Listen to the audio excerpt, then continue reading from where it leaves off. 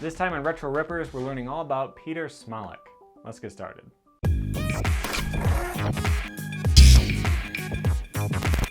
Welcome to Rad Rat Video. Here on this channel, we learn something new about skateboarding 3 times a week. Subscribe so you can learn stuff like trick histories, you can see game reviews, learning tricks on the Shred School, answering your questions on Ask Rad Rat, and this series which is called Retro Rippers. Today we are talking about ODS, or Old Dirty Smolik, Peter Smolik. This video was suggested by Steve-O, so hopefully you're out there checking this out. Smolik had a huge impact on skateboarding in the late 90s, but let's go back to when he first started. So Smolik had a really small 1-minute video part in Etnies High Five, and that was in 1995. But in 1998, that's when he really blew up. He was in Fulfill the Dream by Shorties. And this video was huge. It got a lot of awards, best video part, best style, all kinds of other stuff. And he tells a story about how after that video part came out, he was getting a lot of interest from shoe companies.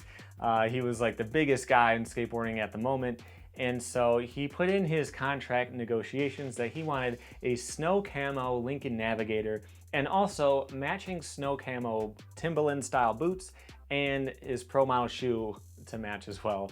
It was just kind of crazy. He never actually ended up getting that, but the fact is that he wasn't laughed out of the room for asking for that. He was just that big at the time. If you imagine most of the time, skaters will just be happy to be getting a deal at all, but to just demand ridiculous stuff like that was pretty crazy. Only he would have done that. But one of the things that's most interesting about his skating in particular was that he was really starting to push tech to come back. And so in the late 90s, tech was still a little bit uncool to a degree. You had Daewon and Rodney doing all kinds of stuff like that. But the thing is, Smolik was on Osiris. That's the one he eventually went with. Osiris was huge. They were one of the biggest skate brands in the world. They were a huge shoe company in general. Even people who didn't skate had Osiris's. So the fact that he had this huge spotlight on him like that really made a big difference. And the kind of skating that he was doing, the kind of skating that the Osiris team was promoting became cool, and that's what people wanted to do. So he really had a big impact in that way. But more than just influencing skateboarding, he was making tons of money. He talks about getting $50,000 checks from Osiris every month. It was just ridiculous. These guys are like rock stars. Check out my video on Josh Casper. He was also on that team. The amount of money these guys were making was just ridiculous. Josh Casper would fly into demos on a helicopter, like all that kind of stuff. So they were definitely in the spotlight of skateboarding. But Smolik wasn't just putting his name on shoes. He actually came up with some of his own products. So his shoe was called the ODS, and it had this little Velcro strap on the back of it. And these actually matched up with his pro cargo pants that he came up with. Just look at this ad. That just looks like 2000. You know, that looks like what things were like at the time. Huge, oversized, baggy pants. But the point of them was that you could sag those as much as you wanted, and it would clip to the Velcro of the back of the shoe. And that way you would never step on the bottom of your pants. And it seems like such a ridiculous thing, but back then, I would have probably loved that because I had a lot of jeans back then that I would always be stepping on the back of it, and I would eventually wear away the pant cuff. So that happened, and those were actually kind of successful. But back to the shoe. So in 2001, the Osiris ODS shoe was actually the center of a murder investigation. So a woman named Tanya Hart, she was shot, and the only piece of evidence that they really had was the shoe prints. So they brought in the FBI investigator and figured out that that was an Osiris ODS shoe, and they used that as their way to figure out who the guy was. They had some descriptions of the suspect, but they weren't very clear. Just average height, average looking guy, but the shoe print was what they had to go for. So they went to the suspect's house, they looked through all of his shoes, and they didn't find that, but they found a Osiris DEFCON shoe. And so the treads didn't match, it wasn't quite right, so this must not be the guy. But during the trial, they actually got a spokesperson from Osiris to testify, and this is what they said. The Osiris ODS gives more board feel, said elders, and has a special Velcro swatch on the heel allowing skaters to attach a pant leg. The sag no drag device allows skaters to wear baggy pants without damaging the cuffs. The Osiris DEFCON, on the other hand, was made with extra cushion for jumping down large flights of stairs. I found that completely crazy. Like, they were using this murder investigation as a way to sell shoes, but the thing is, he was actually right. So this guy, their suspect, actually did have both shoes, and he ended up admitting to it, and he went to jail. So that was actually the case. Everyone needs to have more than one pair of shoes, including murderers. But back to Smolik, he was in a lot of different video parts around that time, including The Storm, which is one of my favorite skate videos of all time. And something I found really interesting, check out his ender in this part. It's a switch front tail, frontside 270 heel flip out.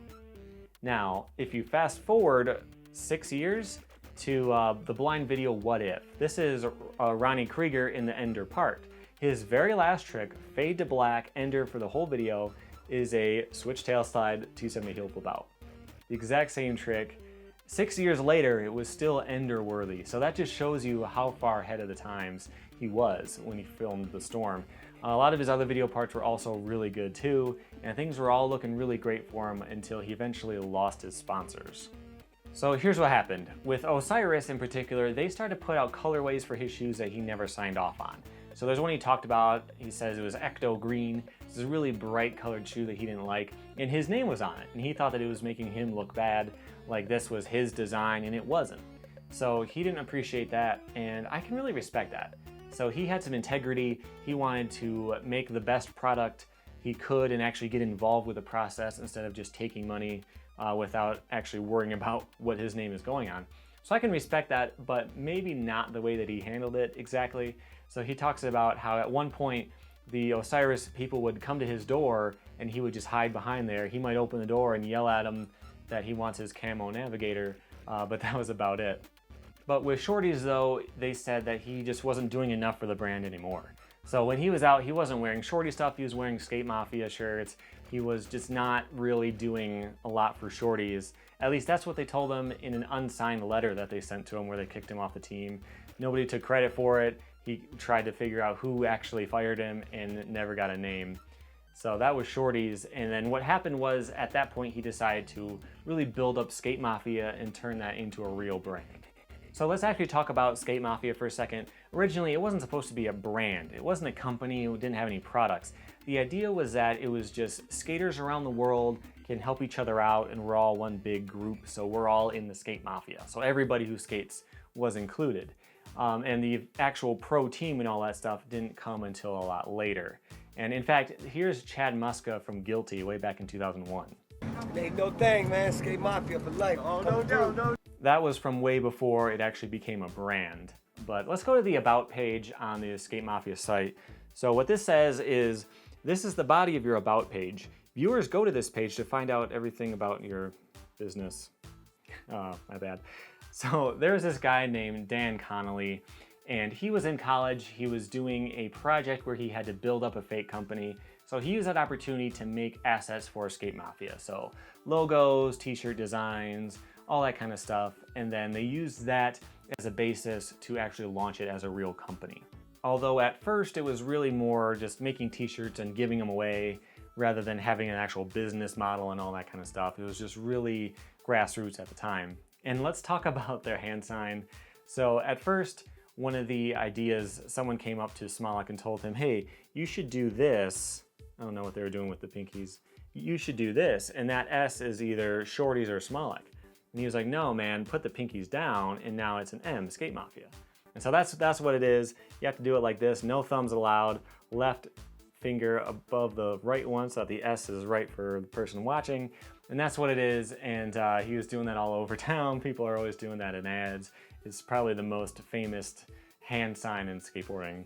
In 2004, they had their first tour, and what they did, they just got an RV, packed it with a ton of skaters, and they went out and went from town to town. They made just enough money to keep going until the end of it. It wasn't very official, wasn't very legitimate, but it got them some momentum rolling. When they got back, they started talking to distributors, and what they had to do was finally put some stuff down on paper. They had to get an official pro team, had to get an official AM team, they had to have a business model, they had to have everything on paper. And so they did that, and they finally launched officially as a legitimate company around that time. And one of the really smart things they did with their business model was they came up with their Skate Mafia Saturdays. So this was a weekly video series of the team going out and skating. And that was a really, really good idea at the time. So if you think about going out and doing demos, you're seeing 100 people per city at most. If you have this social media campaign, which they wouldn't have called it back then, it was able to reach out to a bunch of different people all over the internet, all over the world.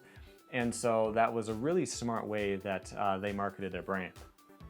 Skate Mafia survived a few setbacks along the way. Like in 2014, they thought Blitz distribution was going to shut down, so they broke off with Just Live, JSLV, and they started to work together, and they survived that. Blitz also survived, just in a different way. They have a lot of different brands now. They're not quite the same force that they used to be. But, Smolik is actually not involved with Skate Mafia at all anymore, and we'll talk about all of that in a second. But back to Smolik and his skating for a second. My favorite video part of his was from Transworld's Let's Do This in 2007. I really like the urban explorer kind of vibe that he had going there, where he wasn't doing the same old spots as everyone else. He was skating on rocks, and he was doing all kinds of really cool technical stuff. So he definitely, even after Skate Mafia started and all that, he was still really at the top of his game. But what is he up to right now? That's kind of a tough question, and I really don't even want to answer it because by the time I talk about it, it'll be out of date.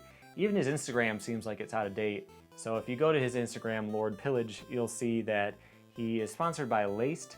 That's Jake Brown's clothing company. Their website is shut down. They've posted one thing on Facebook in the last couple years. I don't even know if they still exist anymore. Plus, he has his own clothing brand anyway called Real Life Pillage. So I'm not really sure what's going on there exactly. But as far as decks, there have also been quite a few changes recently. So as I mentioned, he did leave Skate Mafia, which was a big surprise being as he was one of the founding members, but he joined Menace. So a lot of you guys will remember Menace. If you saw my Kareem Campbell video right here, Kareem Campbell started that company way back, I think it was 94. It became City Stars, and then somebody brought back the Menace name, not related to Kareem Campbell anymore, but Smolik joined them. And he said the reason why he did that was something about how an artist has to express his art. One thing you'll notice, if you see an interview by him, he is really hard to understand. It's tough to know what he's talking about at any given point. But one thing that he might have been talking about is just the literal art style of the companies. So Skate Mafia, half of their graphics, that font is Impact. You just type in Skate Mafia and you're done. But the graphics and everything on Menace were a lot better, a lot more interesting. Maybe that's what he was doing. But we'll never know because he actually left them right away as well. And what he's doing right now, it seems like his brand that he's starting is making their own decks too. So he's posted up some concept shots, he's posted pictures of decks that he's making. So that seems like what's going on with him right now. Aside from that, he's also writing for Spitfire, Independent, and Osiris, believe it or not.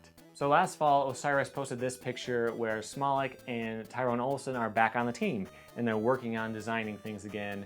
And this was pretty cool. They talked about reissuing their old shoes, actually making new shoes based on the old ones because that old tooling doesn't exist, but making new shoes based on their old designs, bringing the old team back together, maybe even making the Storm Part 2. Smolik says that he's got another video part in him, but the thing is, I don't know whatever happened with that. If you look at the Osiris website, they're not on the team page, they're nowhere on the site, either of their names, and on Facebook, the only thing I saw linking them together still was back from February.